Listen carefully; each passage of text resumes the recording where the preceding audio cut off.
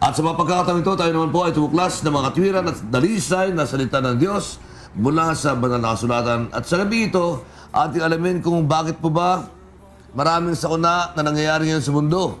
Nako, ang Pilipinas, napakayaman yan. Yan po ay sasagutin ng the most sensible preacher for our time. Walang iba kundi si Brother Eli Soriano sa Biblically Speaking.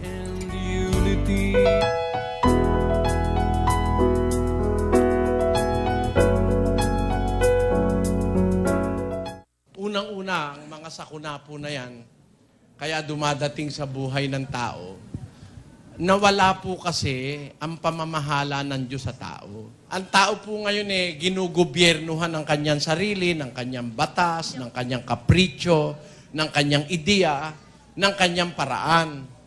Nawala po ang pamamahala ng Diyos sa tao.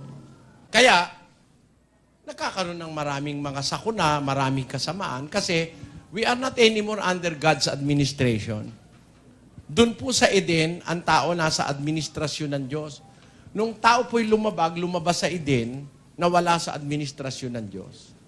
Kaya nga po si Kristo'y pumarito para ibalik ang tao sa pamamahala ng Diyos. Kaya lang maraming tao ayaw po ng sila'y pinamamahalaan ng Diyos eh. Gusto nila pamahalaan nila ang kanilang sarili and that proved to be fatal.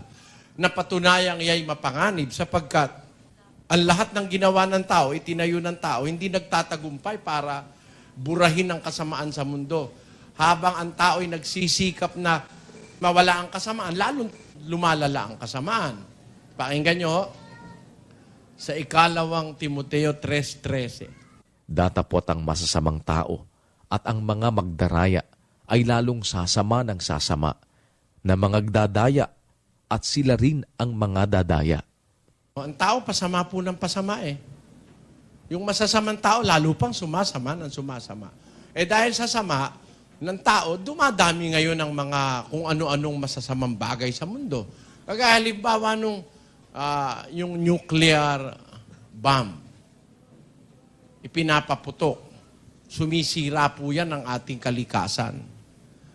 Yung droga, ginawa ng tao, sumisira ng isip yan ng kabataan, pati matanda.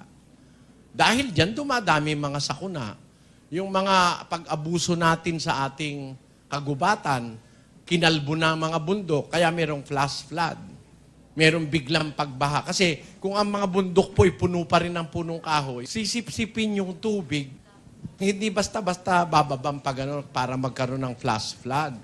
Kung hindi clog ang ating mga waterways, kung hindi may bara ng kung ano-anong basura, hindi maiipon ng tubig dito sa lupa. Dapat pupunta agad sa dagat. Walang flash flood. Yun ang kapabayaan at kasamaan ng tao. Yun ang contributory factor para dumami ang kasakunaan sa mundo.